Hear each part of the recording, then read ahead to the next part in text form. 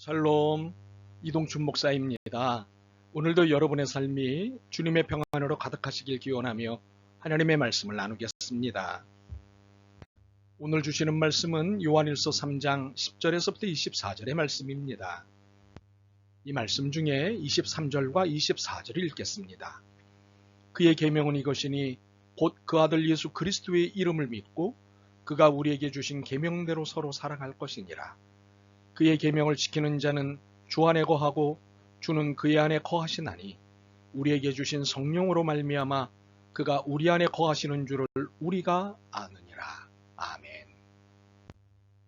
요한일서 3장 10절로부터 24절 말씀을 본문으로 사랑을 해야 행복해집니다 라는 제목의 말씀으로 나누도록 하겠습니다. 혹시 세상과 인생과 하나님에 대해 지금 알고 있는 것보다 더 알고 싶으십니까? 그렇다면 사랑하십시오. 세상을 알고 싶고 인생을 알고 싶고 하나님을 알고 싶다면 사랑하십시오. 사랑하는 만큼 모든 것이 보이기 때문입니다.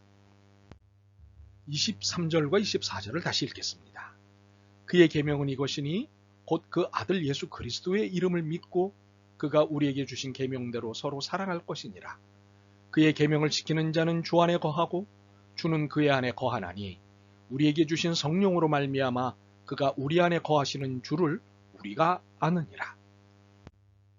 분명한 것은 사랑을 해야 하나님이 우리 안에 거하신다는 사실입니다.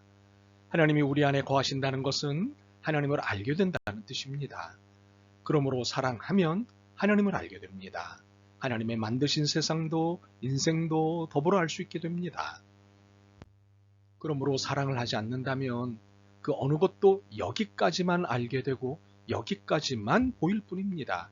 그 첫 번째 이유는 23절과 24절을 읽으면서 설명이 됐습니다.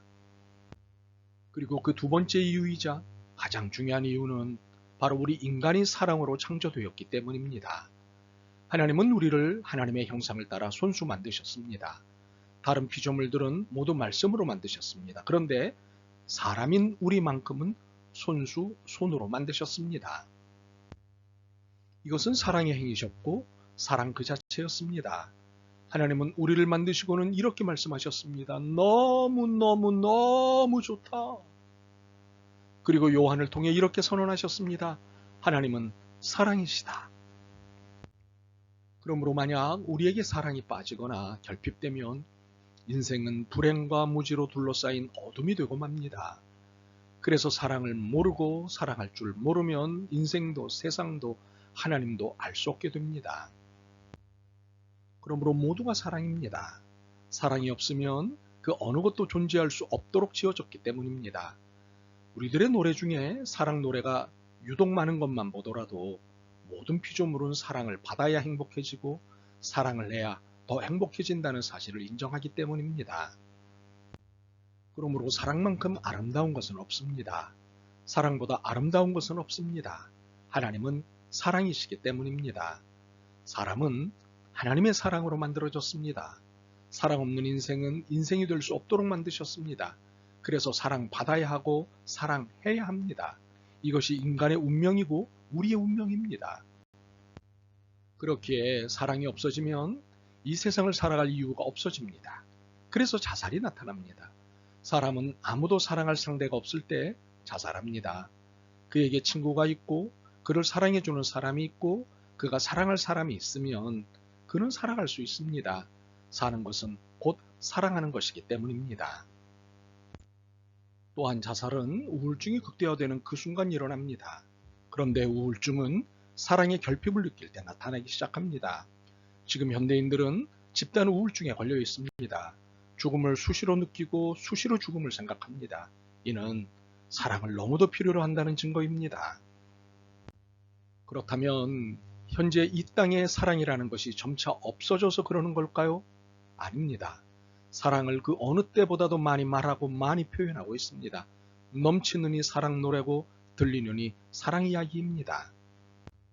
그럼에도 불구하고 너무도 많은 이들이 집단 우울증에 걸려 있고 사랑 결핍증 혹은 사랑 거부증에 시달리고 있습니다. 그 이유가 무엇일까요?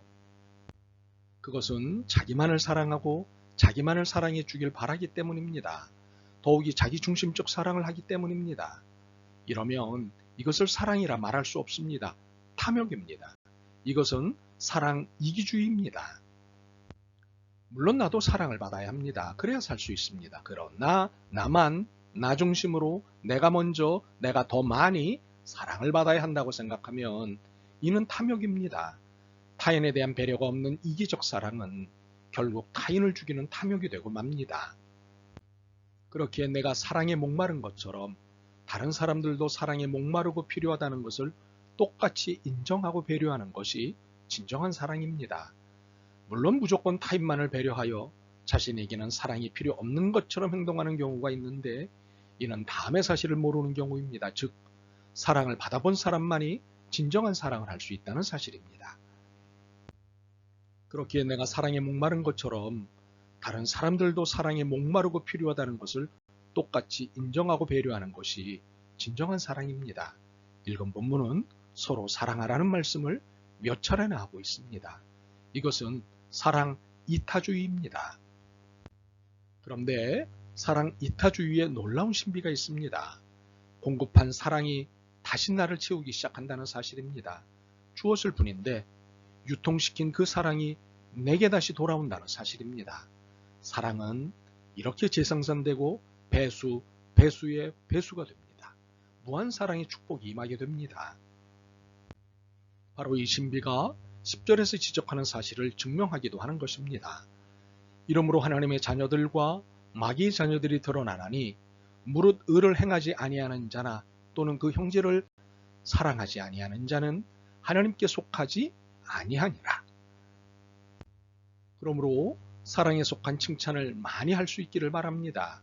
칭찬은 고래뿐만 아니라 많은 사람들을 춤추게 만들며 행복하게 만들기 때문입니다. 이것이 사랑 아니겠습니까? 가슴에 늘 뜨거운 사랑을 품고 살아야 합니다. 하나님이 나를 얼마나 사랑하셨는지를 늘 기억한다면 내 가슴은 늘 뜨거운 사랑을 품게 될 것입니다. 16절입니다. 그가 우리를 위하여 목숨을 버리셨으니 우리가 이로써 사랑을 알고 우리도 형제들을 위하여 목숨을 버리는 것이 마땅하니라. 이제 우리 안에 사랑만 있었으면 좋겠습니다. 그래서 매일 매순간 여러분 모두 행복했으면 좋겠습니다. 아멘. 주님, 말씀을 들으며 깨달았습니다. 사랑하겠습니다. 그리고 서로 사랑하는 세상을 만들기 위해 애쓰겠습니다. 결심을 도와주옵소서. 예수 그리스도의 이름으로 기도드립니다. 아멘. 오늘도 여러분의 믿음과 삶을 응원합니다. 사랑합니다.